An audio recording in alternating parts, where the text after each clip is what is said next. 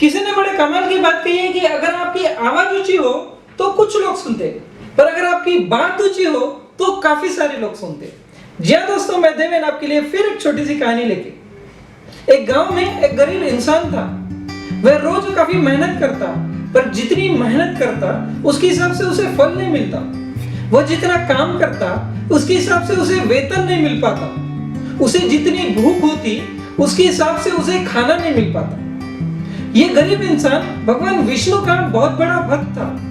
वह रोज भगवान विष्णु की दिल से पूजा करता, उनकी भक्ति करता और अपनी भक्ति में बस यही कहता कि भगवान मुझे कुछ नहीं चाहिए, बस मुझे पेट भर के खाना दे दो। एक दिन भगवान विष्णु इसकी भक्ति देख के काफी प्रसन्न होते। वह नारद मुनि के साथ साक्षात उस गरीब इंसान के सामने प्रकट होते और कहने लगते कि हे भक्त, मैं तेरी भक्ति से काफी प्रसन्न हुआ। अब बोलो कि तुम्हें क्या चाहिए, क्या इच्छा है तुम्हारी। तब उस गरीब इंसान भगवान विष्णु को साक्षात देखे काफी खुश हुआ। उसने सबसे पहले भगवान विष्णु का प्रणाम किया और कहने लगा कि भगवान मुझे कुछ नहीं चाहिए, बस मुझे पेट भर के खाना दे दो जो मुझे आज तक नहीं मिल पाया। तब भगवान विष्णु ने उस गरीब इंसान से कहा कि हे भक्त, तुम्हारी उम्र काफी लंबी है और तुम्हारी किस्मत में काफी कम खाना है, इसलिए रोज तुम्हें काफी कम खाना मिल पाता है। तब उस गरीब इंसान ने भगवान विष्णु से कहा कि हे भगवान, मैं ऐसी जिंदगी जी के क्या करूं जिस जिंदगी में मुझे इतना कम खाना मिल पाता है। इससे बेहतर यह है कि आप मेरी उम्र कम कर दो, पर मुझे पेट भर के खाना दे दो। इस बात से भगवान विष्णु भी काफी सहमत थे।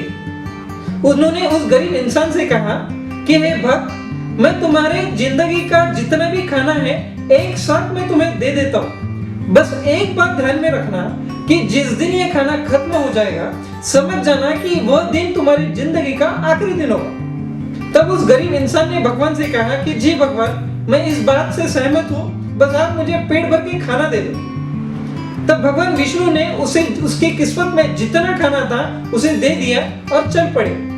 अब ये गरीब इंसान जो काफी भूखा था और ज्यादा जिंदगी जीने की इच्छा नहीं रखता था, वह रोज काफी सारा खाना पकाता, खुद पेट भर के खाता और जो बचा खाना है वो काफी लोगों में, जरूरतमंद लोगों को, गरीब लोगों को बांटते घूमता। ऐसे ही काफी दिन बीत गए, काफी साल बीत गए, पर अब भी उसके किस्मत का, उसके झोली का खाना खत्म नहीं हुआ।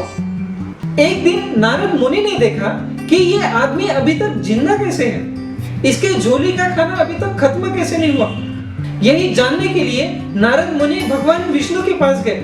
तब भगवान विष्णु ने कहा कि मैंने तो इसे इसके किस्मत में जितना खाना था उतना ही दिया, पर इस गरीब इंसान ने खुद के किस्मत का खाना काफी लोगों में बांटा, जिसके कारण उनके किस्मत का खाना इसके झोली में आते गया, जो कि इसके किस्मत के मुकाबले काफी ज्यादा था और इसीलिए ये खाना खत्म नहीं हो रहा। सो दोस्तों, इस छोटी सी कहानी से हमें ये सीख मिलती है कि देते रहोगे तो लेते रहोगे। अगर आप धन दान कर सकते हैं तो धन दान कीजिए। अगर आप श्रम दान कर सकते हैं तो श्रम दान कीजिए। अगर आप ज्ञान दान कर सकते हैं तो ज्ञान दान कीजिए। अगर आप देह दान कर सकते हैं तो देह दान कीजिए।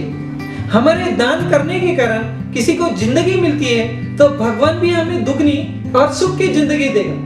दोस्तों, ये छोटी सी कहानी हमें जबलपुर से विश्व प्रदीप रोकड़े ने भेजी है और लिख के भेजा है कि वे यह कहानी से काफी प्रेरित है। इस लॉकडाउन दौरान भी उन्होंने इस कहानी से इंस्पायर होकर काफी लोगों की मदद की है। दोस्तों, अगर आपको भी मदद करने का मौका मिले तो जरूर कीजिए। मैं देवेन कहना चाहूंगा आप सबसे, जी लो जिंदगी दिल से। धन्यवाद। और हाँ, हर रविवार सुबह 9 बजे मेरे चैनल पे एक नई कहानी देखना न भूलें। धन्यवाद।